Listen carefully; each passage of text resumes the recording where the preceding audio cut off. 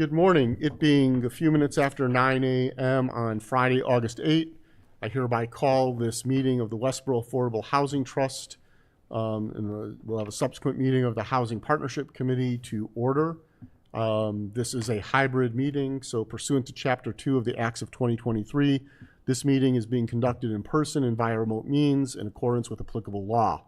This means that members of the public body, the Housing Trust, as well as members of the public, may access this meeting in person via virtual means as well. In-person attendance will be at our normal meeting location here at Memorial Hall and Town Hall. It is possible that any or all members of the public body may attend remotely, with in-person attendance consisting members of the public. The meeting may also be accessed remotely via Teams, and the meeting ID and passcode were presented with the agenda if people are looking to join. When required by law or allowed by the chair, persons wishing to provide public comment or otherwise participate in the meeting may do so by in-person attendance or by accessing the meeting remotely as noted above. Additionally, this meeting is being broadcast live in real time and will be recorded for future viewing as well by Westborough TV. And so thank you, Westborough TV, for helping us out and helping us engage with the public. So first item on the agenda is looking for a motion to approve the minutes from the Trust's meeting of July 11th, 2025. I so move. So moved by Ed. Do I have a second? Second. Thank you, Mark. Any comments? I reviewed them. I found, I didn't find any issues at all with what was in the minutes.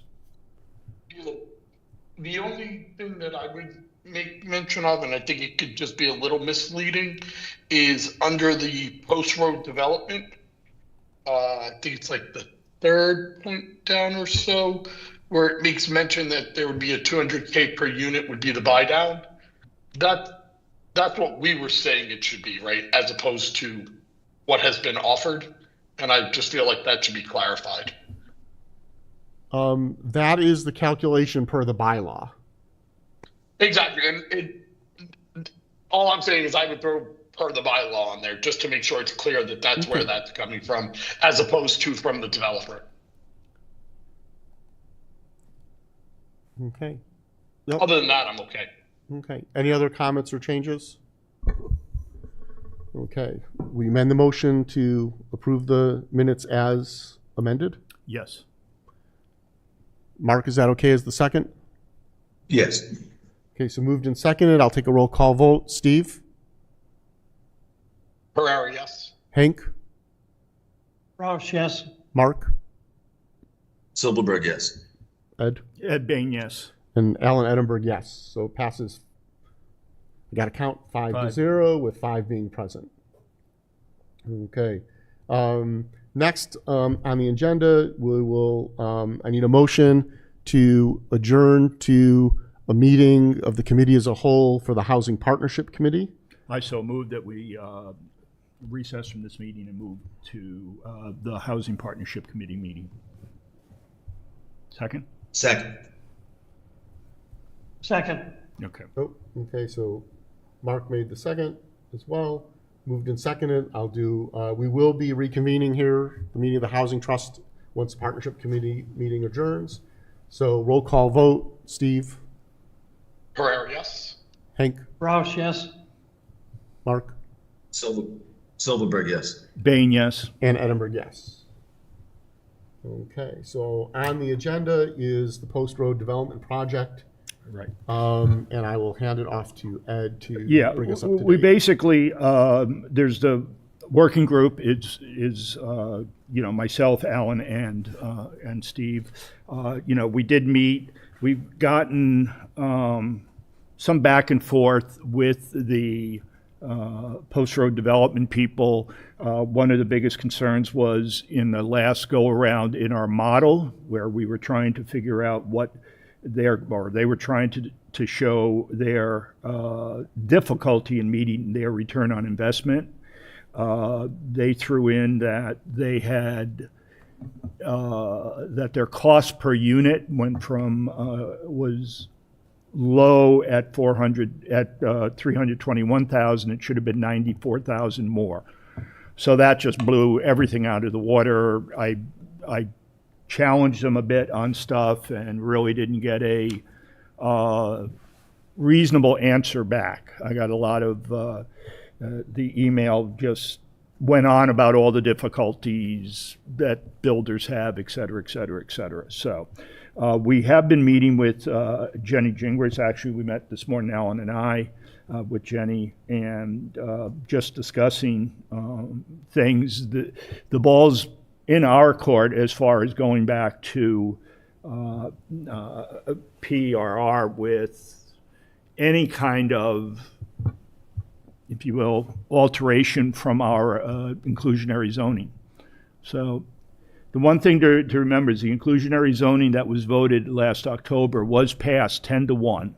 So I had 90% of the voters voted yes, they were in support of it. So that's a pretty strong, I think, message that that's what the town wants. So deviating from that significantly, in my opinion, wouldn't be a good thing to do. It would betray a little bit of what the town's wants. So, Alan, you want to Just a couple more comments. So what Yep. PRR has asked is that they be allowed to buy down from 15% SHI to 10, and from 5% moderate income, 120 AMI, to 0%. So effectively 20% of the mix of affordable and moderate income housing to 10% affordable only, and pay a buy down fee of only $50,000 per unit. The current, the bylaw current calculation, it would be roughly, it would be in the $190,000, $185,000 to $190,000 range, because it would be based off 70% AMI, 2x, the value of 70% AMI. That is in effect reducing their project cost or offering them a savings of over $5.5 million. It also, while it helps, it ensures the town doesn't fall behind in SHI as far as the 10% threshold. It does nothing to help the town in our goals to expand housing affordability, particularly affordable housing and moderate income housing. And so part of our conversation this morning was that, if they want to go from 15% SHI to 10% SHI, that is they can do that by right, by following the bylaw. Ed and I expressed our view that there isn't a reason to negotiate that amount. It's in the bylaw, it's clear, it has support of the town. There may be people complaining, but there won't be resistance to it because it's allowed. We suggested another option, which would be taking 5% SHI and moving it to moderate income. That would effectively move their rents, depending on the size of the unit, to near very close to market rate anyways. And seeing that those units still have restrictions on them, there's still marketing and other ongoing operational costs associated with them, adjusting the rate of the buy down in the bylaw to accommodate that type of a shift is something that we could potentially support, is giving them another option. And so we believe Jenny's going to speak, go back to the developer and talk and look to schedule another meeting where we can sit face to face and work through some of this. My concern, and the concern we expressed, is that if their narrative has been it's very hard to build right now, it is, and the reality is, as I pointed out, is given the numbers they've given us and the analysis that they've agreed is accurate, if they had 0% affordability, their rate of return is 1/4 of the threshold that they say they need to move forward with the project.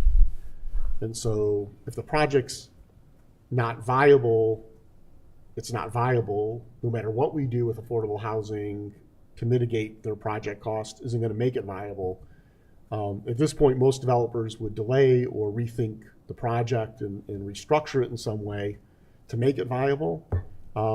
Maybe they should be thinking along those lines.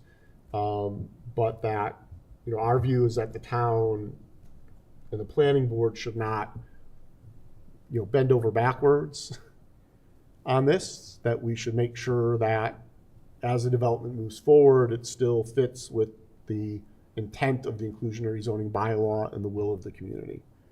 We realize that there are discussions about other mitigations and them contributing funds, matching funds for redesign of the Route 9, 135 Milk Street intersection. That's great.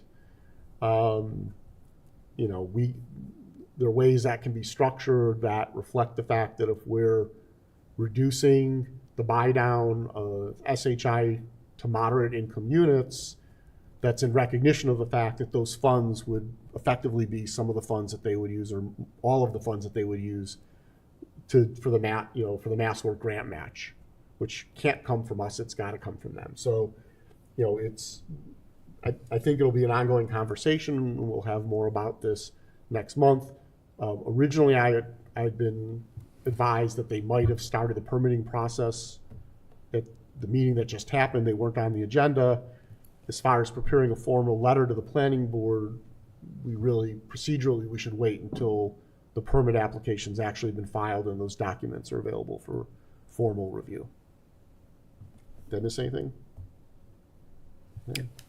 Any questions? Yeah, Alan, I think they were on the Concom agenda, not the planning board agenda. Okay. Yep, I heard they may have a wetlands issue on one of the properties. So. If it's at the Route 9 Milk Street interchange, they probably do. Yeah. Okay. Alan, I would add a comment. It'll be later in the meeting. We're going to talk about the DCAM land over by Chauncey. And the letters back from DCAM seem to me to indicate that developers shouldn't have difficulty meeting the bylaw. Oh. So if this developer's having difficulty, it may be an indication that they're trying to do a project that's not appropriate for the location. And we did mention that. Yep. In our meeting this morning, that the expert economists at DCAM in the state have indicated that our inclusionary bylaw is not overly restricted for housing development. So, Yeah. and we know this is a large, complicated project, that there are issues around land acquisition and other things that they're dealing with, and we understand that. It's just that, in our role is the Housing Partnership Committee. It's to help them get through the permitting process. But at the same time, we have a responsibility to the community, given our mission with respect to housing affordability. And while the planning board looks at every project independently when it comes to any sort of mitigation or adjustments the town might make, developers don't. Developers will look and say, oh, these developments in Westborough had these negotiations and came out with this. They will come in, the developers will come in expecting something similar, and it changes the starting point of those negotiations in the future, even though each project is by the planning board evaluated on its own merit. It just makes things more complicated in the future. So I think everyone's on the same page, and we'll continue to work this issue with the working group and with the folks in the planning department as they look to head forward for their permitting. And we'll keep everyone apprised of what's going on. Anything else? Any other questions?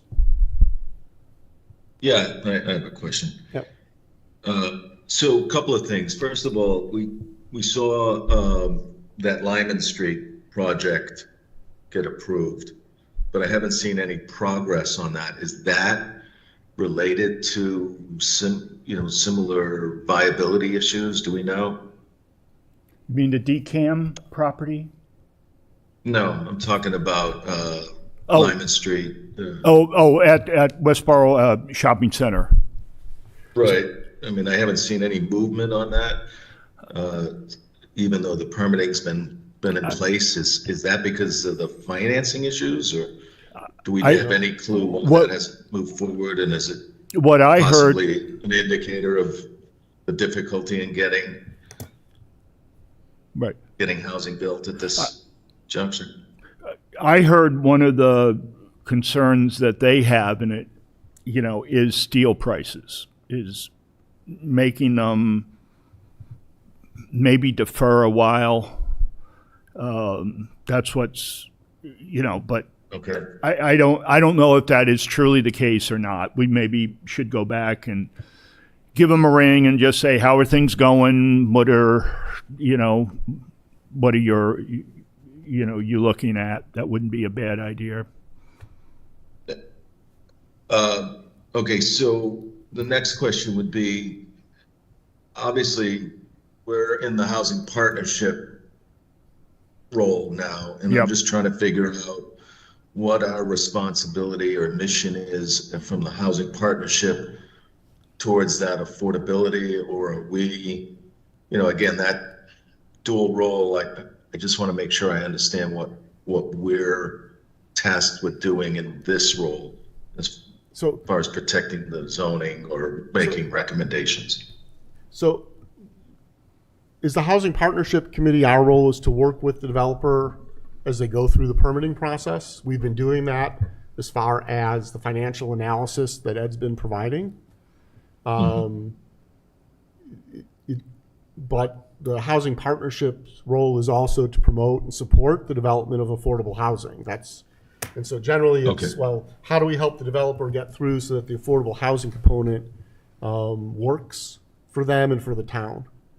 And so Okay. that's sort of where Again, I just wasn't we're clear talking how about much the the mix. affordable. Yeah. Right, and then This if- wasn't clear how much the affordable housing was part of the housing partnership role, or if that was more if those two lines were getting clouded, Yeah. but it sounds like. Yeah, Okay, got it. Yeah, both the trust and the Housing Partnership Committee have advocacy responsibilities and authority. But we're definitely in line with the mission of the Housing Partnership Committee and the charter of that committee as far as working with the developer. And in all honesty, I'm impressed with the level of Ed's financial analysis and taking, first of all, finding mathematical issues with some of their original worksheets and taking their data and really running it through based on their assumptions and coming back with numbers that they agree are representative that sort of show the state of the project. It's I think we've provided them some very valuable consulting and support as they're working the project. I think one significant, the way I look at it is with the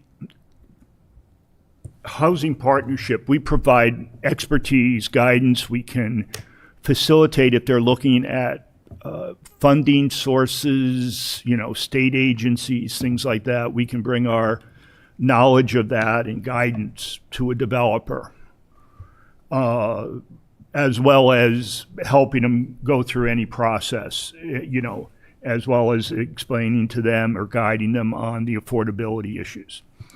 The Affordable Housing Trust, but we don't spend any money. We don't really commit, except for our time mostly, any of the finances of the trust in housing partnership activities.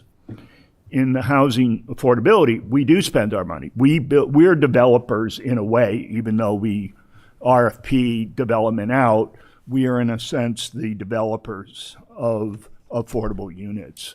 So one is we help outside developers, the other is we're internal developers. In both cases, we, as Alan said, advocate for affordability and look to try to maximize the affordability of units in town, whoever builds them.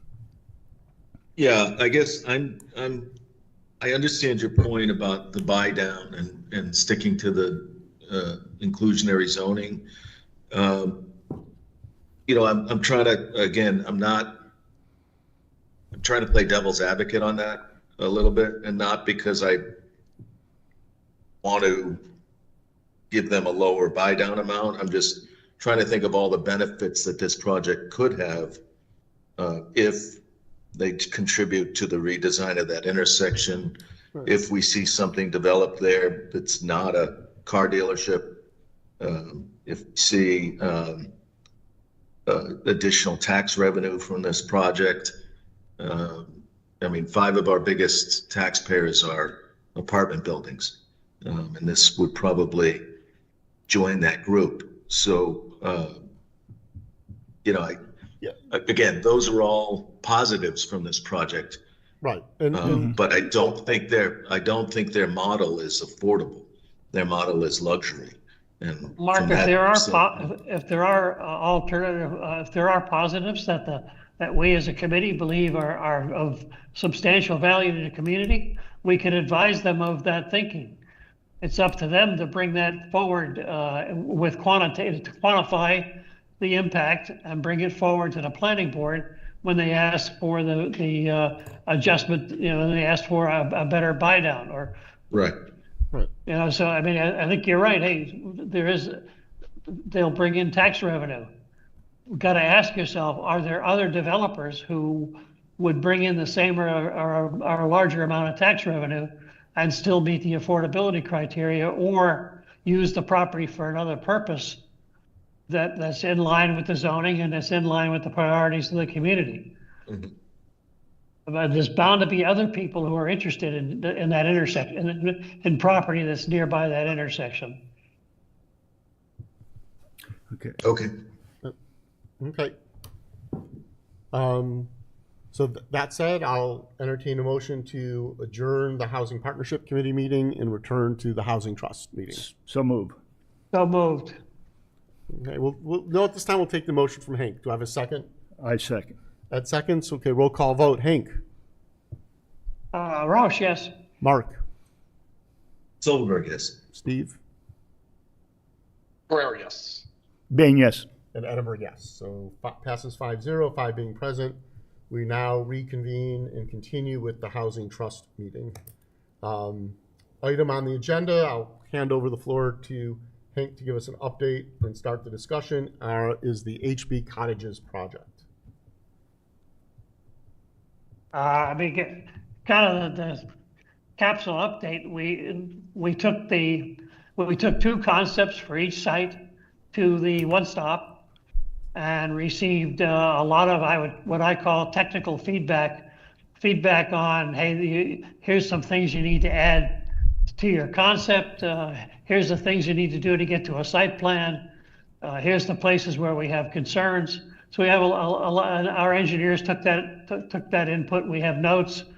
We did not receive any substantial advice as to the density and whether it's reasonable to go forward with the density we're talking about, that sort of thing. So we folks are saying, hey, you got a viable project. You got to put fire hydrants here.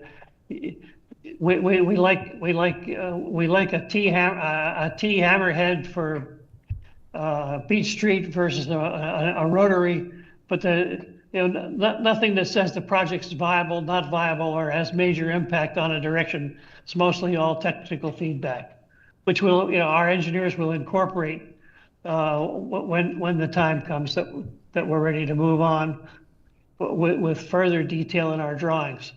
Because we do not have, and they clearly say, hey, you don't have site plans, you've got concepts, which I believe we knew we had concepts, we don't have site plans. Okay, so and all the notes have been sent out for folks to read. Okay, so at this point, what are you, well, first of all, are there any questions on that? Mark, you look like you might. So what are you recommending, or what's the working group recommending as next steps? I've talked with Jenny Gingrich about getting us on the agenda for the planning board for an informal, hey, here's what we're thinking about doing. What's your feedback? Jennifer was going to talk with Hazel Nurse. I'll follow up next week, and we're trying to get on the September agenda. Probably the second meeting in September, which I think is the 3rd week in September. And When we get agenda, we'll work with Kristen and Jennifer on, what should we bring forward? Should we bring forward the same concepts we had, or do we need more detail? It's been suggested that the planning board does have guidelines for submissions, so I suspect we'll take a look at those and see if we can meet some of those guidelines. Okay.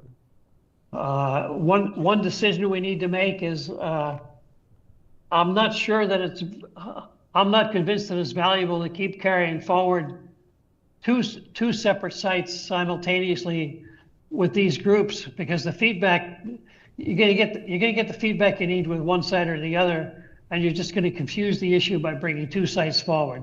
The problems, I mean, there's no real technical problems in either site that can't readily and easily be solved. The real issue is, how are we going to get this permitted from a zoning and variance perspective? What do we need to do to get a comprehensive permit? Okay. And what, so I'm going to suggest that when we go to the planning board, any enhancements we make, we focus on Beach Street. It's got the maximum density. It eliminates the majority of the issues. One of the things we did do was, because they did bring up density issues, in particularly, I think, Beach, more than High Street. So what I did is, with a little guidance from Hank of how do you count density, was to look at immediate abutters, first level abutters, and then second level, which are people that live on, let's say, a bounding street, but across the street from the property. So I did that and went through around that block and across the streets on all those. And when you add up all the units, including Westborough Country Village, which is on the corner, which has 84 units, I believe that number is correct, 80 to 84, we wind up being, if we wanted to put 10 units there, it would be right in the same density as currently in that neighborhood. So we can make an argument that we're not really looking to significantly alter the density at all. And I would almost argue similarly over at, if that came up over at 45 High Street, one of our abutters is Mayberry Apartments. Right. Yeah. So you could say these are areas that have shown higher densities than other areas in town. So that seemed to be the biggest concern. Other things were more technical, as Hank said, and could be remedied or adjusted, or, we can all address them. They could all be addressed. So, Mark? So we're going to the planning board and other boards for letters of support, because this would be permitted by the ZBA? Yes. No, we're going for informal feedback on, given your role in the community, what would it take to get you to support these proposals? Yeah, So we're not asking you formally to give us a letter of support, but tell us what Okay, so this would is it a take for first you to round. support these proposals? Okay, and then we'll go back to them for a letter of support once we file an Well, application. Yeah, when we also have to have the conversation of, do we permit it or does the developer permit it? okay. So, But in any event, so the recommendation and the best practices from Mass Housing Partnership is that the trust should not do the permitting. It should not spend the money on the permitting. That is our goal at this point, is to get feedback from the various boards and commissions for anything that they would expect they would require of the project outside of, standard by right zoning or, by right activity with conservation or historic commission, et cetera. And that, so that we can build that into expectations and requirements of the RFP. And the fact that, if we can determine, so for example, Hank and Ed, this morning you received, Ed forwarded it, an email from WDA that for them to meet with Jen Miller on site to set physical limits of buildable area on High Street extension would be about, and to draw that up would be about $500. That that's something we might want to go forward with, because then when we put out the RFP, we can say we have initial guidance that this is the buildable area. The developer will still have to go to the Conservation Commission for review and any orders of condition that they're involved with.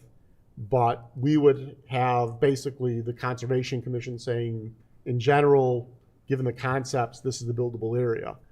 And so that information in the RFP lowers the risk to the developers.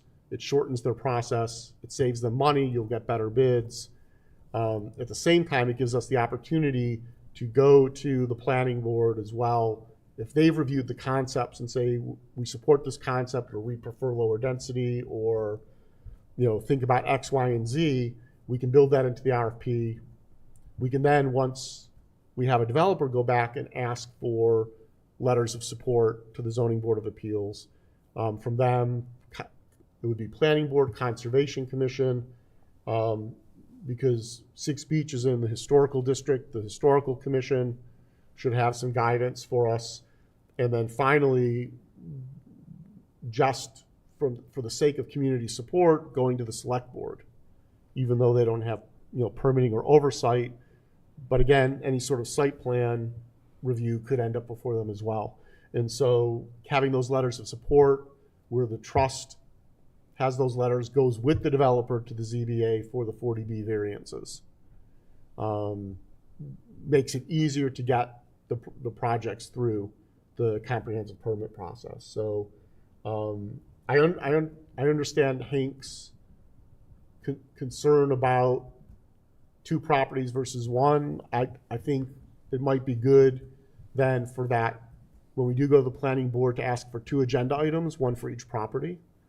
We can say that they're part of the same project, but the planning board deals with multiple projects and multiple properties all the time.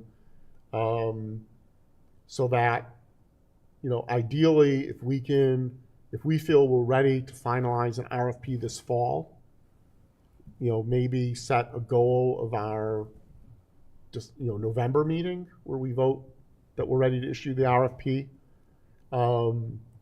then we could potentially have a developer picked in time to start the permitting process and the detailed design and all that other work that has to be done, for the spring, right? And that we can get the project moving and maybe even take advantage of some of the build time next year, so that there could be potential groundwork or prep work happening next fall and construction starting early in 27. So those are my thoughts on this. Are we comfortable with that? And I guess the question is,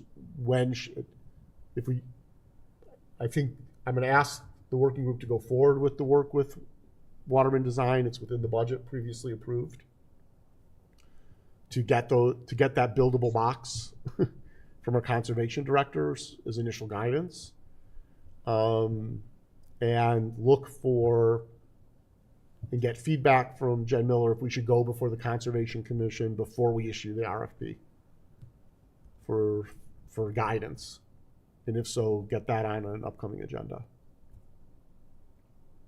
Alan, I think that makes sense. Do you need a motion? No, I don't think you need a motion. It's just the discussion and the direction of the working group. That was basically the plan. There's been discussion back and forth as to what the conservation agent's view is on the wetland issues, and there hasn't been a common agreement between the 2 different wetland scientists. So it's time to get the 2 wetland scientists to agree. Okay, so we'll get Again, if for some reason Jennifer and ourselves can't agree, if Jennifer Miller and ourselves can't agree, then we can go to the ZBA and the Conservation Commission and ask them to resolve the issue, because it's not Jennifer's decision, it's the Conservation Commission's decision. but in general, they will follow her advice. Okay, great. And should we, are we So ready? again, Are we ready at this point to reach out to the Historical Commission regarding Six Beach? They, I've- I've talked to Kristen, directly, and it appears that they wouldn't get involved until a demolition request or permit was applied for. And that's what triggers their involvement. Now, in our discussion, nothing came up, once again, and similar to our meeting at the One Stop, nothing came up saying, oh, that's a very historic building. There's like nothing showing that it's an historic building or site or things like that. So, But if our long-term goal is to get a letter of support from them saying that what we're planning fits within the nature of the historic district, that, should we no. bring our concepts to them now and solicit any feedback that we could build in as requirements to the RFP?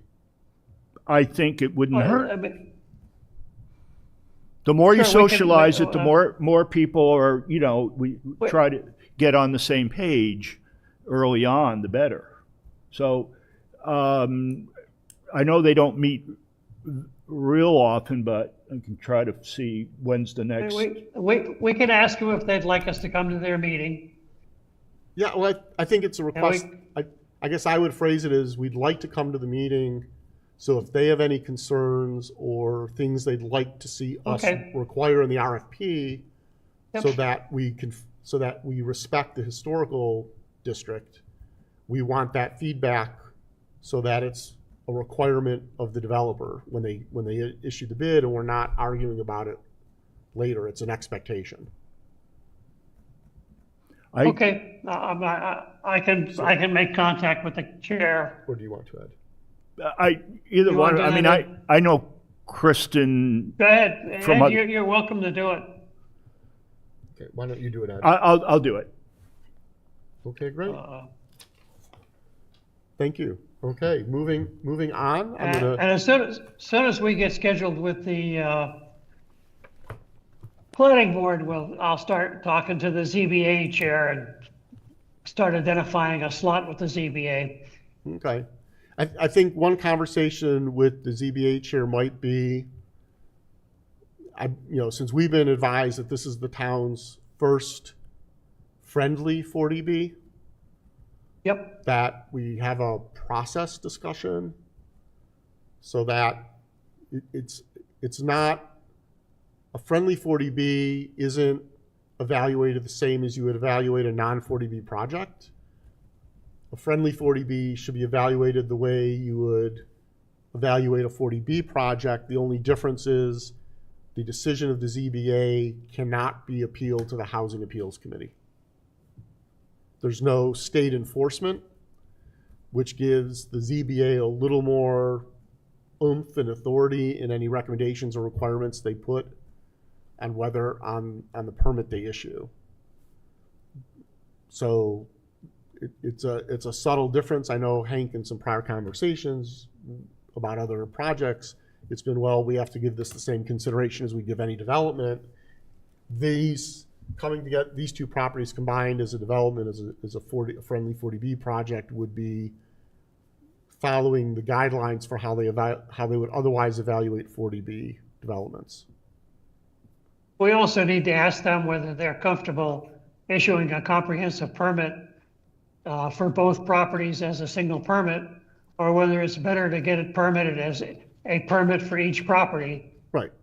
I'm not convinced that we want to go through the permitting. I'm convinced we want to go through the process in parallel and take advantage of any economies of scale, but I'm not sure we want to link the two projects together, because that raises the risk that if anything goes wrong with one, you stop the whole thing. Agreed. So that's another conversation we got to have. Yeah, but if the expectation is the developer is going to go through the permitting process and not the trust, then we'll have bid the project as the two properties as one project, Well, I'm not sure you want to bid it as one project. I think you want to bid it as two projects with the understanding that, with a commentary that if the developer wants to give us a better terms and conditions, if we award both to one developer, that gives you the flexibility. If for some reason you don't get a substantial economy, you can keep the project separate and you don't have the extra complexity. Okay. Let's, You don't lose anything by saying, hey, we'll give you extra consideration if you give us a better price for doing both. okay. Why don't you and I talk and let's tap some of our outside experts? Because the impact on potential state funding and qualification for some state programming to support the project. Yeah, I understand. The state, bigger programs get more, but that's one of the places where the developer ought to be able to give you better terms and conditions and dollars. I mean, they're going to go for the money, not us, I believe. Right. Okay. That sounds like a good way forward. Anyway, so I mean, the next steps are Ed's going to go talk with Historical Commission, and once we get calendared with the planning board, I'll go talk to the ZBA, and I'm going to start. I think between Ed and myself, we need to start writing down what the conditions are that the developers are going to have to meet. Like, hey, it's in a historical district, you got to meet the historical guidelines. Here's the historical guidelines. You got wetlands, you got to start making a list of those things that have to be in the RFP. Okay, that would be helpful. Okay, and anything else on HB cottages? No, thank Not you. that I'm, Ed, you okay? Yeah, one thing we did do was we got the Six Beach property all cleaned up. We got per the DPW director, Chris Payant, he recommended somebody that they're using in town already. And he came in and basically cleaned up the whole yard and everything, and they're going to mow every 2-3 weeks, whatever is required. And it was only $600 versus $1,100 that we had to bid before. And they did an amazing job. And actually, a neighbor, Bob O'Keefe, I saw, and in passing, he says, "Great job." So Okay, that's good. that's good. So I like happy. that the property management issue, and I put in new light bulbs, and because they had burned out, so we have some light there. Okay. So next. Good job, Ed. Yes, thank you, thank you. So next on the agenda is a quick update on the financial report from Ed, and Right. I will look to. Yeah, I sent this out separately from the packet because I was hopefully waiting on some last minute additions, but unfortunately didn't get it, so I sent it out midish day yesterday. So you should all have it in your email, but we're going to bring it up on the screen too. It's up on the screen. Okay, basically there were, 4 pages, but this is the one that we can really focus on. What I have here is at the closing of 2025, that column I, shows where we stood at the end of 2005, June 30th, 2005, so close of year.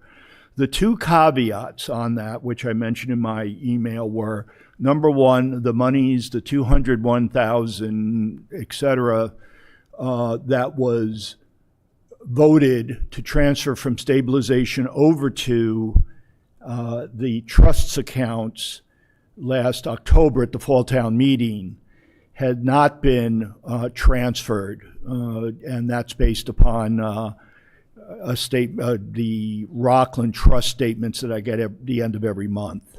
So that still doesn't show. I've been told that that's going to be addressed by our town manager in the very short term. And so we can assume that there's another $200,000 in the line available cash. If you scroll down, Alan, for a little bit, there's a yellow line. Yeah, that's really the number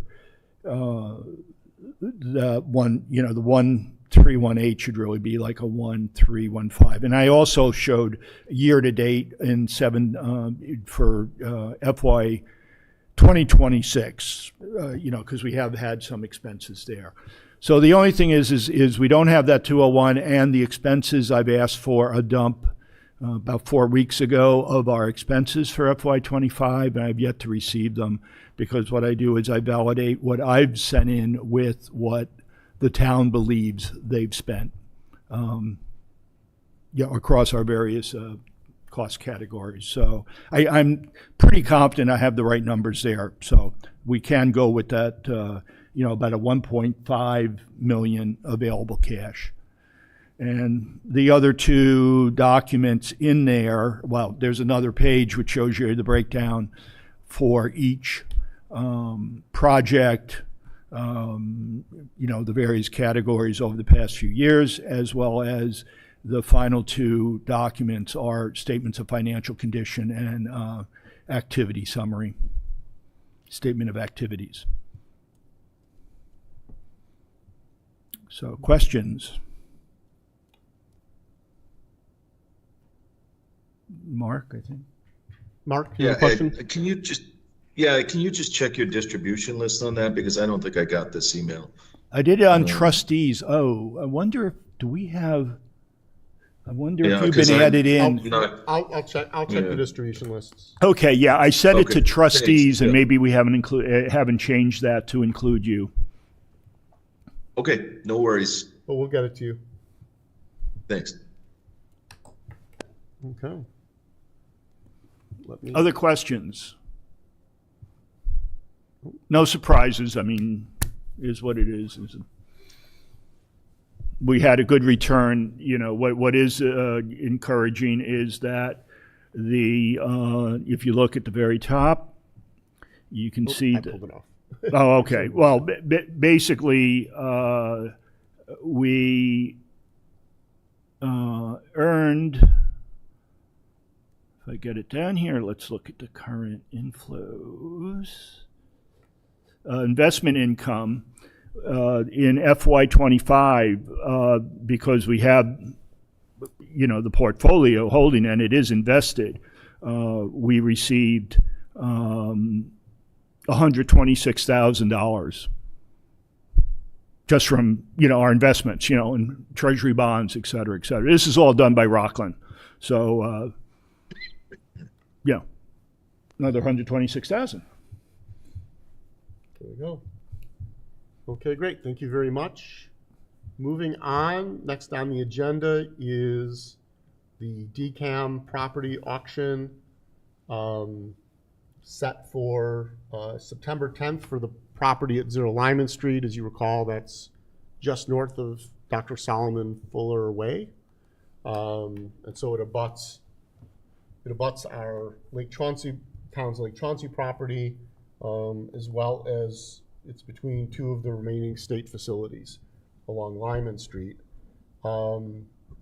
Ed did provide information to DCAM to provide to potential bidders about the town of Westborough and about the activities of the trust. It did not include anything specific as far as an offer of subsidies, and we can chat about that today. And the other question that we have is, it's unclear to know how many folks may or may not bid on the property. And so and there's no way to know what the bids would be. It's a live auction. So the question is, do we want to participate in the auction, even if that ends up being somewhat symbolic given how much we might allocate versus what a private developer might be willing to pay for the property? And so I guess I'll ask that question first. My thought, given the projects we have and potential subsidies, like for HB cottages that might come forward or additional financial involvement there, looking at our annual expenses of operating going forward over the next couple of years, I was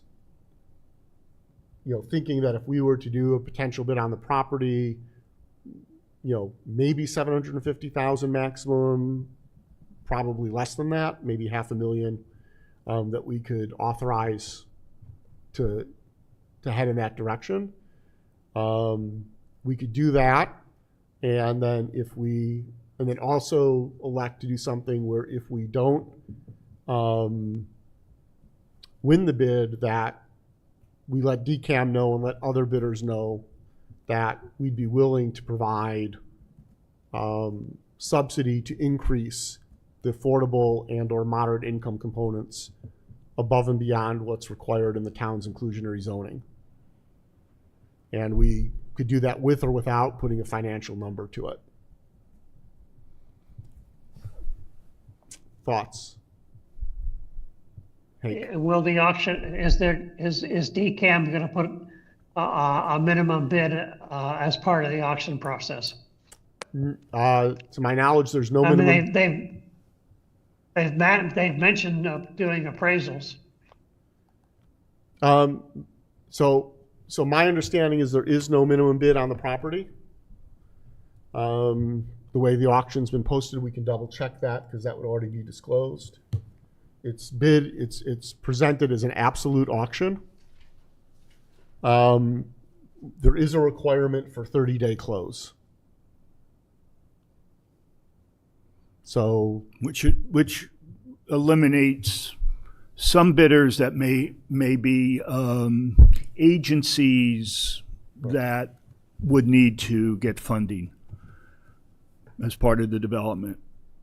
A developer which doesn't have the money in the bank or can't, go for construction loans or purchase loans immediately within that 30 days. So. Now, the certified amount, 10% deposit, that's what they want if you win the bid.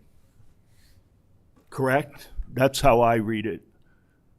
In there, when we look at the auction, they have a certified amount of 10% deposit. So they would, if let's say it goes for $400,000, they're going to want they want $20,000 regardless of what the bid is. right, The winning bid. we would need a check for 20,000 day of auction. I'm not sure if it's to register. Let's assume some developer buys the property for $500,000. Yep. Do we care? No. I mean, No. Super. Then we don't want to bid. Well, but the other option, right? So if the property is zoned is in the multi-use district, which allows for multifamily housing or mixed use, so a mix of retail and office or office and residential. There's a density requirement of 4 units per acre for the property through the bidding process. The question is, do we want, if we bid, we can put the property out to bid for a project with a higher affordability or a higher moderate income component. And obviously, the trust putting the property out to bid gives the trust in the town more control over what gets developed there and the nature of the development. And so, for example, Metro West Community Development had been in communication with me. They were interested, but with a 30-day close, they can't guarantee that they're not going to bid because they can't guarantee they would have the financing finalized to meet the 30-day close commitment. They looked at the property and they would do 40 units, 100% affordable on that land as a phase 1, leaving room for a potential second 40 units in the future. And that type of development they do is pretty formula. They really understand the costs to make it work. But for them, their funding partners, they just can't secure everything within that 30-day close. So if we own the property, we could put it out to bid and potentially have a project of that nature, different than a more traditional private development where we'd be looking at our inclusionary zoning rate of 15% SHI, 5% moderate, or some buy-up that we subsidize. Ed?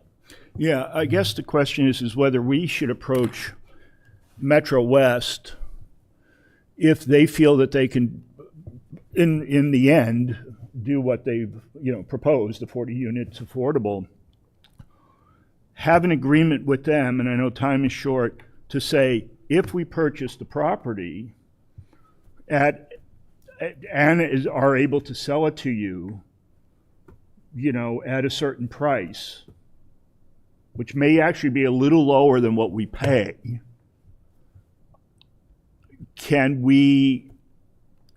will you guarantee that you will buy it then from us? In other words, we want to structure things so that we don't buy this piece of property. We'd I have don't to think put we it can out do to that. No. Huh? We could joint venture with Metro West. Yeah. And that we'll provide the 10% down payment. The joint venture bids on the property. We'll provide the cash for the 10% down payment, and then settle with them later. You could make a deal like that. You could put that in place as a contingent contract. No, it's not a 10%. Contingent upon the successfully. Hank, 10% is the bond. it's a 10%. Okay. We would have to put down within 30 days the full amount of what our bid is if we win. Okay. So if, let's say it's $500,000 is what the auction, at the auction, we have to bid to buy it. We buy it at $500,000. We have to, within 30 days, cut a check to DCAM for $500,000, which we have. We have those funds. Metro West does not. Metro West would then go get their financing in order and then purchase the property from us at some cost, even if we subsidize part of it, in order for us to get that number of affordable units in town. And I think that's... I understand it, but what I'm suggesting is you could form a joint venture Yeah. Okay, so procurement laws, with them, and then procurement laws we can't. We'd have to have gone out to a public process to solicit partners for that joint venture. Similarly, if we acquire the property, we can't say, Metro West, will you guarantee that you'll do a project if we end up acquiring it? We would have to acquire the property, and just as we are with the other property, properties, and Baylor, for example, is a great example. We would write an RFP and put it out to bid. Now, that said, we know that nonprofit developers have set programs that they can plug and play, and we can certainly, if we wanted, if we wanted a 40-unit development that was 100% SHI, knowing that there are nonprofit developers that do that, we can put that as requirements in the RFP and guide and have that control over the bounds of the RFP. But we would have to go through the public bidding process. Mark. So if we don't buy the property, what's the zoning end up being? So if we don't buy the property, the zoning requirement is 4 units per acre. For a residential unit. And 4 residential units per acre, regardless of what's built or what mix it is. And the guidance from DCAM is that they are letting people know of our town's inclusionary zoning, and they don't believe that that would be an impediment to financial feasibility for development. But they also explicitly say that the ZBA will have no jurisdiction over the final permitting. Yeah, who's going to have final jurisdiction over permitting? We don't know. It would be DCAM. Now, we can argue whether it's legal and how that fits within state law and zoning rules. We're trying to manage uncertainty here and turn uncertainty into high probability. And since what you don't know is what the zoning is going to be, other than the 4 units per acre, there's value in controlling the property so that you control what gets built there. Mark. Yeah, so if we can get the property for $500,000-$600,000, I think we should put a bid on it, and then we do have some control over whether we want to do an RFP for 100% affordable or an RFP with 25% affordable. I mean, we can make those decisions if we win the bid, right? If we don't win the bid, then we don't have to discuss Metro West or any other future plans for the property. But I think it's a valuable property. It makes sense to have some control over the future, more control than just letting the state decide, because we've seen them make decisions without local input before. And I think that's, again, 500,000, 600,000 doesn't, I mean, that seems to me like a low number for 5.5 acres in Westborough. So I just think we should at least be ready to bid on it. If it goes much higher than that, we probably have to step away and just work with the eventual winner. Okay. Do I have an emotion for? Steve had a question. Oh, Steve, sorry. I was just going to sort of agree and reiterate with Mark said. I think it's important that we try to be involved as much as we can. To your point, it's not a ton of money in the scheme of properties. And I think, Mark, you had, Alan, you touched on earlier, I think it's also important for the trust from a PR standpoint, right, that we're trying to take advantage of the situation and see what we can do to, make things better. The other point I wanted to make is if we bid 500, we may be able to get that back in an RFP. Right. Yeah. Right. I know you said we might sell it for a little bit less than 500, but we might sell it for 900 and put money back into the trust. So we don't know yet, but I think the first step is to go there, bid on it, cap our bidding number at, I would motion. I mean, you said 750. I'd be willing to go to 750 on it, although I'd look to Ed's guidance on the financial stuff and whether that's too high. So, the market better than I, from an appraisal standpoint. So, obviously you have to be competitive, which, that's really the market will drive the number that you need. That would be about half our cash. I'm trying to see with our,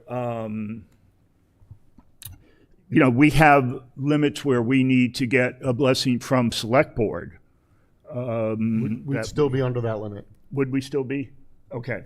Because From the latest financials. It's in the At financials. 750? Yeah, so, Are we under it at 750? yes, our, Good. Let me bring that our up. single project limit is 60. is 50%, which would be a commitment of $1.8 million. And then, I'm very comfortable with, yeah, I'm comfortable with 750. I mean, you're looking, a 5-acre property in Westborough ought to be worth at least 200K an acre. okay. Yeah, and I think the opportunity is that given the requirement of a 30-day close, whoever's buying the property needs cash in hand, right, for the acquisition of the property. So any developer that would need funding for the property acquisition as part of the overall project cost, would be eliminated. So Hank, is that a formal motion for 750? I move the trust authorize a representative to bid in their behalf at the Lyman Street property auction, bid not to exceed $750,000. Seconded. We probably ought to pick who's going to go bid. Right. It's in Boston. I thought it was in. No, it's in Newton. It's in Newton. It's in It's in Newton. Newton. Newton, It's the I'm sorry, Sheridan yeah. that's right over the pike. Yeah. It's the Sheraton in, Right that exit. Yeah. Right I'm that sorry. Newton Watertown exit. Yep. No. The 320 Washington Street in Newton. So I know it. I can be available on September 10th. I probably should too, if nothing else, just for If someone else moral want to support. join me, that'd be great. Ed? So I'd amend the motion to authorize the chair to bid on behalf of the trust. I would like to amend that to say the chair or in this case, the chair's designee, in case Alan is, Okay, Okay. Well, that's the Still motion. second that. Seconded. Okay. Any other discussion? Okay. Roll call vote. Steve. Forever, yes. Hank. Hank. Hank. Vote. oh, Roush, yes. Mark. Silverberg, yes. Bain, yes. Silverberg, yes. And Edinburgh, yes. So it passes 5-0, 5 being present. Okay. So next up is on the agenda, we're a little behind, so we can move quickly with this, is the Westborough Rental Assistance Program, the RAP program. We have a little over $18,000 remaining in the original allocation of funds for the program because we halted the process with 4 properties that turned out to be attempted fraud. Just as a sideline, the Newton Police Department, since Metro West Collaborative Development is located in Newton, it's the Newton Police Department is continuing the investigation and will pursue the folks who committed the fraud, although they appear to be out of state. So with that, it didn't make it into the packet, but the proposed change to the program guidelines will be that all applicants must be referred by a designated social service agency, which initially that would be Westborough Youth and Family Services, the outreach team at the Senior Center, Helping Hands, and In Your Shoes, and the Kirkside Foundation would be the outreach at St. Luke's. Those would be the 6 organizations we'd start with accepting referrals from. And if the trust is comfortable and votes to approve amending the guidelines along those lines, then internally, I'm already working with Metro West on the operating procedures behind that. That'll include some other items, such as if it's a single family residence, that we validate, we take extra steps to confirm the validity of the management company, and that the management company has to be registered to do business in Massachusetts, and some other checks and balances to prevent fraud on the back end of the program, sort of administratively. And so, I would move that we amend the guidelines to require that applicants for the RAP program must be referred by an identified social service agency, and that the working group and Metro West Development can work to create and maintain that list. And then that's the first part of the motion. The second part of the motion would be to allow modification of the guidelines so that the subsidies could be paid out. Historically, we've paid them out lump sum to the landlord up front, that we can pay the subsidies out on a monthly basis as well, at the discretion of the program administrator. So if someone qualifies for 2 months of assistance, we could pay monthly for the 2 months. But that also based on need, some of the cases we've worked with, people needed some rental assistance so that they could cover other bills. And in those instances, it may make more sense for someone who has 2 months of qualification to get paid 50%, have the payout be 50% a month over 4 months. And so to provide that flexibility in the program. So let me restate the motion. So I would move that we amend the RAP program so that the eligibility requirements require referral from a designated entity. The list of eligible social service agencies will be maintained by Metro West Development and the working group for the project. And B, that we give the flexibility for the subsidy and the assistance payments to be made in full upfront, in full monthly, or partially over an extended number of months.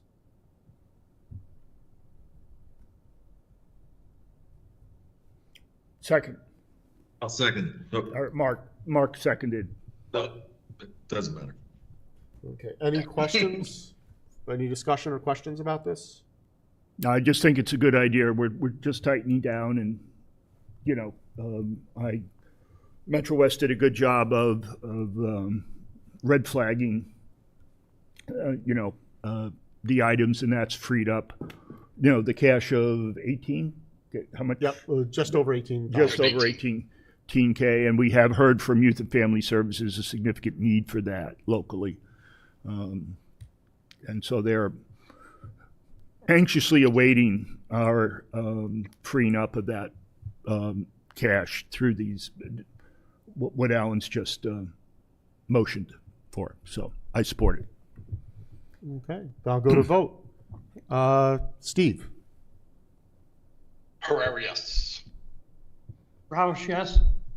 Silverberg, yes. Bain, yes. And Edinburgh, yes. So passes 5-4. I will let Metro West Collaborative Development know. We'll update the materials, and we'll let Westborough Youth and Family Service and the other agencies know that we're able to go forward with the program at this point in time. Thank you very much. Okay, next on the agenda is a draft warrant article for the local option tax exemption. So this has been, information about this has been before the trustees in the past, back in April. So there's been some work, and the working group and I met over the last couple of weeks to start pulling together a draft. So as background information, I want to say in 2024, state passed Mass General Law, Chapter 59, Section 5O. If you look it up, it's the letter O. It's not Section 50. There's a Section 50. It's different. This is 5O. To adopt, to create a affordable housing property tax exemption. What this does is it allows communities to offer a property tax exemption proportionate to the livable square footage of a unit, with a rental unit within a building with multiple rental units. So if you have 4 rental units of equal size and the landlord is willing to make one of those affordable, then the town can provide a local property tax exemption up to 25% of the property tax for that building. So the law does stipulate some general guidelines about the program, as far as definition of affordability, primary residence requiring annual leases, and maximum AMI that can be considered for the exemption. But then says that it's for us as a town, the select board would develop regulations that guide the program for the specific community. With technically, and some other towns have done this, the town could simply adopt Mass General Law, Chapter 59, Section 50 as a bylaw of the town, and then the select board can go create the regulations.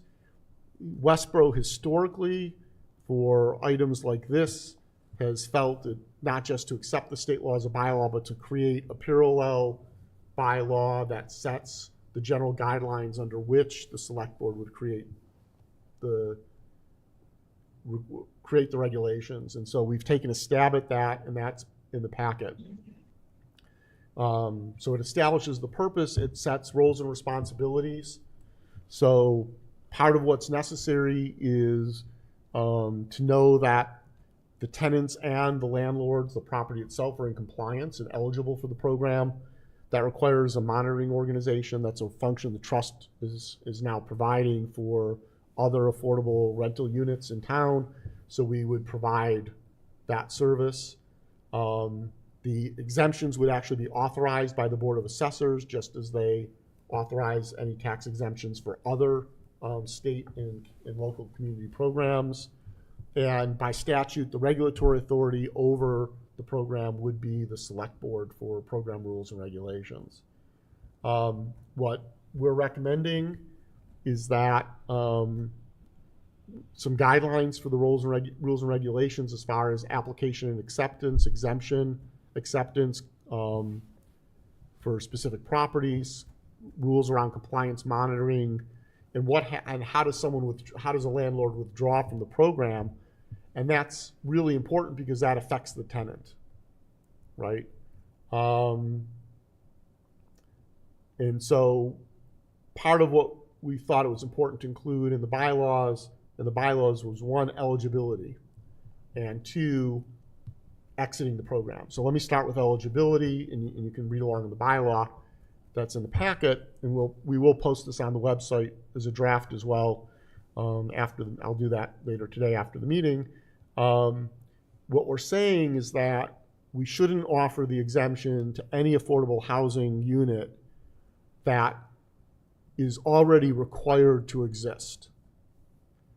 So if someone owns an apartment building and their special permit requires 10% affordability, we shouldn't be offering the exemption for any of those units.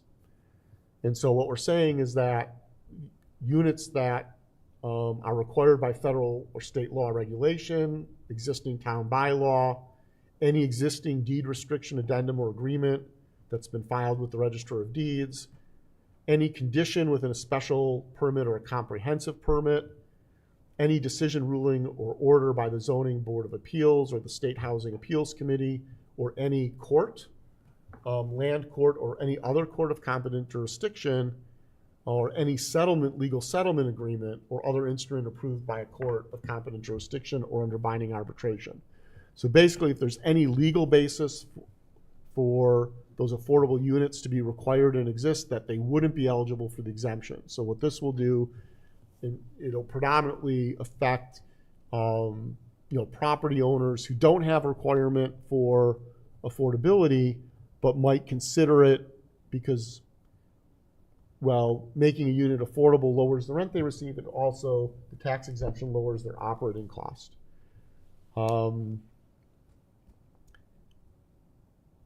There's a section on program participation and then program withdrawal, because one of the questions is, well, what happens if a landlord is doing this and they no longer want to do it? The state law doesn't say these units go into this exemption in perpetuity, and exemptions are technically approved annually by the Board of Assessors. So the thought was to provide a process for a landlord to withdraw in a way that protects the tenant from eviction or loss of housing stability.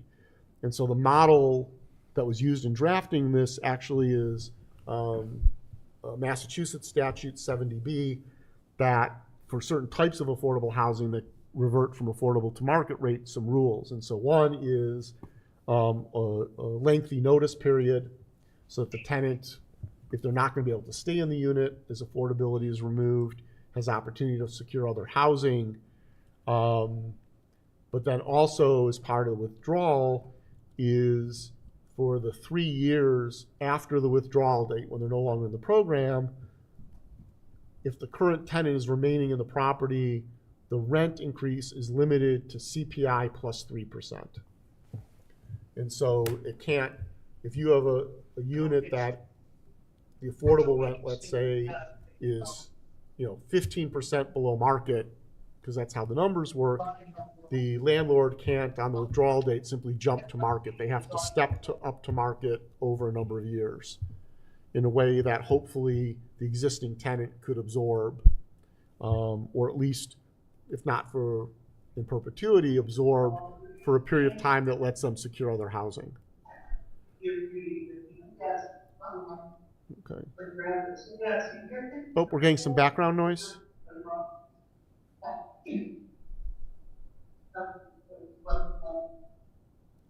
Okay. I have a question, or unless you're... Okay, go ahead. Any questions? Okay.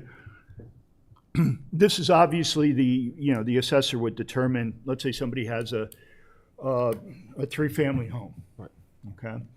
They say, well, I want to take one of those units and make it affordable, and can you adjust my taxes or my assessment my assessed value appropriately. You know, maybe it's a third, exactly a third of the household, of the house. I understand all that. Let's say on that third unit, their nephew is living there or their son is living there of the homeowners and is paying minimal or no rent. So it's affordable for that person. Can they then go to the assessors, make the application, and say, I want to claim that as an apply for that to be an affordable unit, knowing full well that, you know, they're not really giving up any money, but they're getting the tax savings. Is there any way to? On that. So the tenant would have to qualify as eligible. So their income. Their income and assets would still have to. Right, but assuming assets, if it's part of the program, the state law only requires an income requirement, so they would have to meet they would have to show that their income is below the AMI threshold that we set in the regulations. Right. And that's where some of the discussion will come in. And so, you know, part of this discussion is, one, do we want to go forward with this bylaw? Two, you know, if we do, you know, what's here at this point would probably, I would say it's time to send it off to to council for review and feedback and guidance. And then the third step would be to start working on recommended regulations that we could recommend to the select board for their discussion on the regulations, even though that would happen after the town meeting vote. In my mind, having a sense of the regulations and what they might be could help garner community support. So for example, we could say that, you know, the maximum exemption is that full percentage of square foot. So right. Call that 100% of eligible. But you could say that if the AMI threshold is 80%, they get 80% of the maximum exemption. If it's 60% AMI, then they get 100% of the possible exemption. So we can set the rules, but any tenant would have to qualify.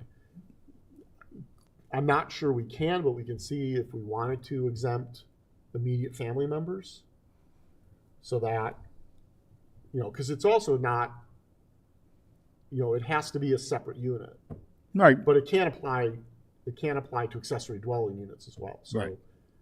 If we want to consider or explore whether we can say, you know, it has to be rented on the open market. I mean, you know, part of what we could say in the regulations is it has to be marketed, right? Yeah. And so if it's a new unit, right, that's up for rent, then it has to be marketed. The initial rent would be by lottery, right? You know, we could stipulate that in the regulations that says if your nephew is living in the unit, even if they're eligible, they're gonna have to go in the lottery. They may not get it. Right. As a protection. So let's assume that somebody has, you know, a 3-family house. They're renting out a floor at a certain rental amount, you know, based upon just the market, what they charge for that amount of space. The person's making okay money, you know, they're living there. They want to make it an affordable unit. All of a sudden, that person is no longer eligible. What happens to that tenant? They would have to move out if they're not eligible. I mean, the reality is this is a program that landlords would enter when a unit's turning over. Got it. Right. I mean, okay. I mean, and the reality is, if you have a tenant who would be eligible, then the program should allow for that tenant to stay. Without a lottery, without competition. You know, and what you're saying is the landlord's going to lower the rent to the tenant in exchange for the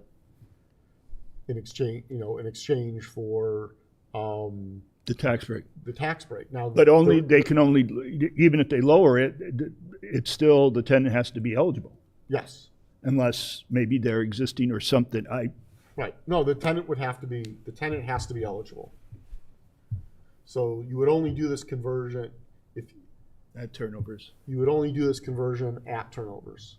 Or if they're Or if already. the tenant, you know, your tenant is eligible, so the tenant can stay. Yeah, it would be interesting if this also covers ADUs, and if there's any other aspects of ADUs that come So, in. It'd be Alan- nice to have one bylaw that covers apartments and Alan? ADUs.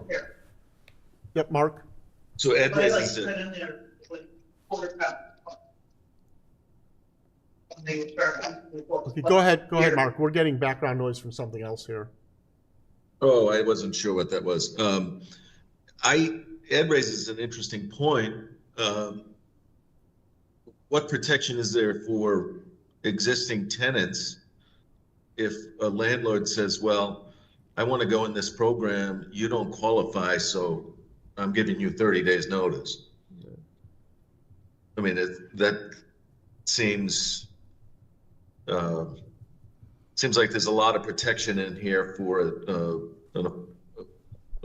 Okay, so I'll know, take that as an action a item. tenant. That's a good point. I'll take that as an Uh, action item for the working group to add to the bylaw. Good. And then I had asked a question earlier about, in our subgroup, and I'm not sure we had a chance to discuss it, but what happens if a tenant wants to leave? And does the taxpayer still have to conform to the eligibility requirements for the next 3 years, or can they choose to withdraw at that point? The way, Because it might be hard for a landlord to find another eligible tenant, and they might be willing to forego the tax break just to get another tenant in right away. I mean, I think a landlord would want some say over the new tenant, whether or not they're eligible. that's a good question. The way the bylaw is written now is there's program participation, which basically makes the unit affordable. And then at that point, it's an affordable unit like any other affordable unit operates, which means your current tenant is eligible, your next tenant needs to be eligible, and you go through that process. There's then an exit. If you no longer want it to be affordable, then you have to exit the program with the guidelines. And so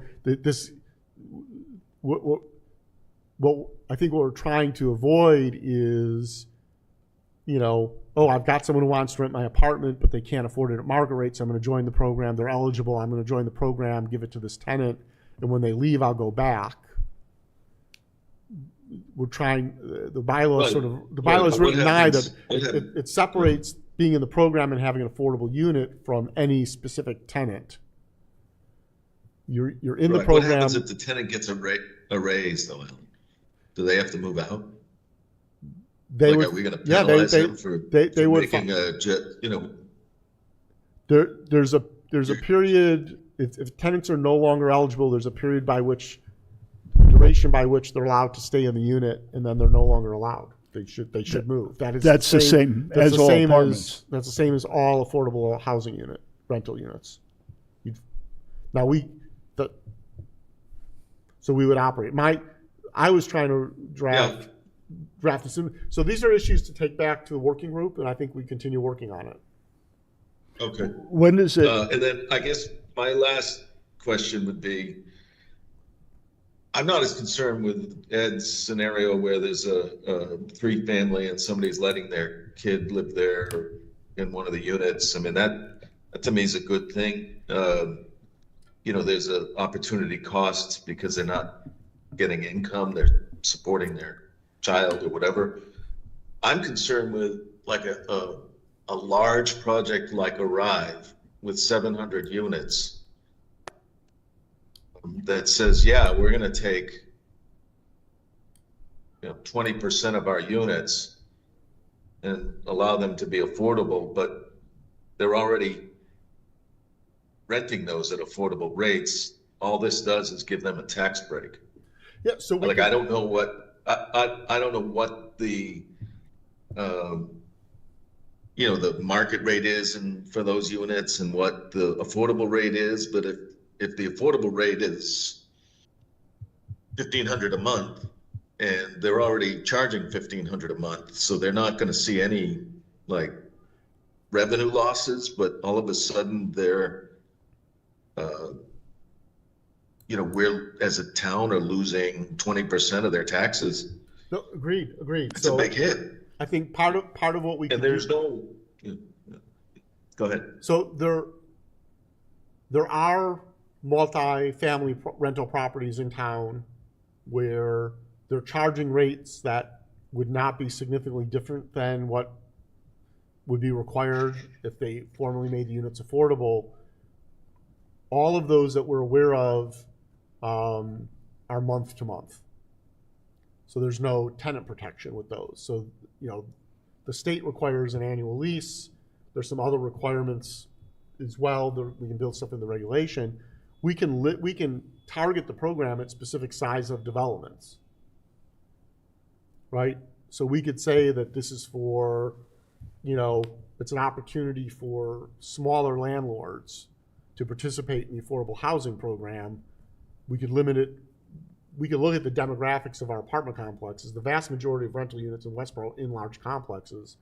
But we could say that, oh, it's got to be less than 24 or 30 or 48 units. We can pick a number and have that as part of the recommended regulations, or build that into the bylaw as a protection. So let's take that as Right. another issue to the working group. And I guess my question, are there any other issues that the working group should address so we could bring back the bylaw and start drafting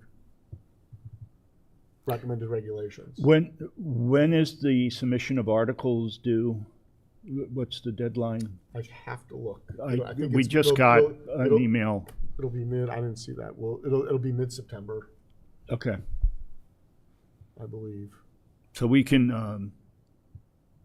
The deadline for submitting articles is Monday, August 18th.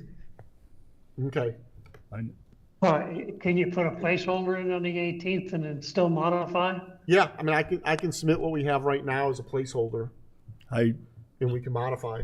I would move that we take the current article is written in our packet and submit that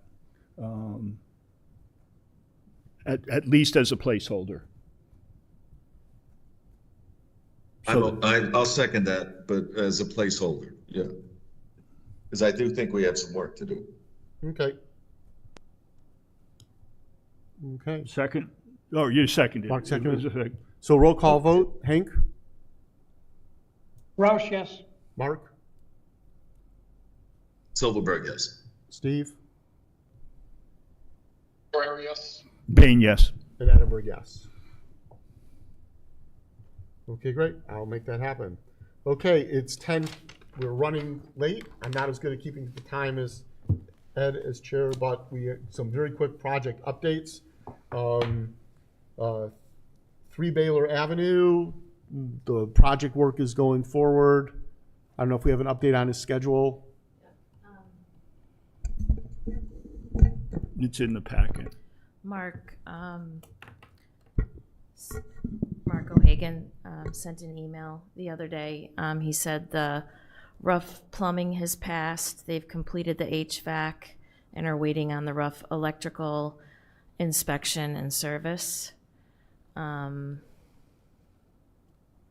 think that's it for the construction aspect. I asked him, I attended the info meeting they had for the lottery. And then I asked if he was getting applications, and he said he thought they had about 15 or so far, and lots of phone calls, and we still have a few more weeks until the deadline for those applications, so hopefully we'll get some more too. Excellent, that's great.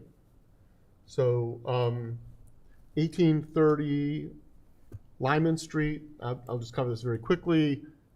The Subsidy agreement is still in the hands with their counsel. Our counsel's following up. We believe it's the final draft ready for signature. So we're just waiting for confirmation on that. Alan. Yeah. And I did reach out to Colangelo's just to get we keep reaching out, explaining the process for getting approval from EOHLC for the LAU is a lengthy one, and to not wait, because it could take, up to 9 months to get that, and then they have to go before the boards to get approval, et cetera. So Donna did respond that they're working with their lawyer on that aspect, but just to let you know, we have been communicating with them. We don't have anything definitive back, but. Okay, that's good.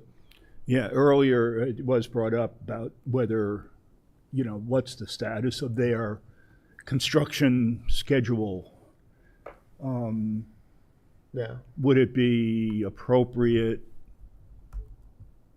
to just ask them, what are you looking at timeframes? Because we did have, once we signed that agreement, I don't know if we had specific dates or we had relative dates by which they needed to begin construction in order for the subsidies to remain active. I think Yeah. we had some There's timeframes. some timeframes, they're still within it, but I can look and reach out to them. Okay. I would be surprised if they started construction before they get HLC approval. Because without HLC approval, they're going to lose the subsidy. Yeah. Right. Okay, but I'll reach out to them and get an update and have that conversation. Yeah, we'll with just see if there's other things them. that maybe is pushing things off so they're not worried about getting the LAU. Could be construction costs, something. So. 25 Connector Road. Quick update, that's moving forward. They're before the planning board for a minor modification of their permit, which is to remove the septic component and connect all the units up to town sewer, I believe. That did get approved. And so that got approved, so that's happening. They've also been advised about the process of getting the LAUs approved, so hopefully they're working on that. Same thing. Same thing. Yeah. So one of the feedback we may want to offer is to both of these property owners is that they may want to consider working with a consultant who takes properties through this process all the time, whether it's MCO or a different organization, who understand the application and know exactly what materials to put in and how to get it. Yeah, we did give them a couple different referrals Okay, for cool. that. Can I ask, did he provide back to you the new agreement for your signature, Tyler? Because it was going back and forth It's going between back the and lawyers. forth, and I'm waiting for Sharon to tell me. She hasn't given you that. Whether copy you yet? now as Does- chair. I need to sign it as chair, whether it's ready for my signature, so I'll follow up Okay. with her today on that. Okay, they also, I think we have an email asking about they had, I think, FY24 numbers for their eligibility and rental numbers. I'll get them the 25. Will you respond to that? Yeah, Okay. yeah. Okay. And then I don't think there's any update on 134 Fisher Street. I have a email out to Richard to say, we just recently did an economic feasibility analysis for another project. I think it would be worthwhile to get together and just talk about some numbers, things like that. So I'm waiting for him to get back to me. I've given him, I'm saying, that I'm available, Okay. fairly available this month. So Cool. Okay. Any issues in correspondence? Nope. Okay. I'll accept the Alan, motion. I do have a quick question. Yep. One of the suggestions we got is that before we go to the planning board, we maybe ought to hold a public meeting with the butters to talk about these two projects on Beach Street and High Street. I need some guidance on whether folks are ready to start planning a public meeting with butters. Again, anything at the planning board will be public record. Yeah. Let's talk offline and let's plan that.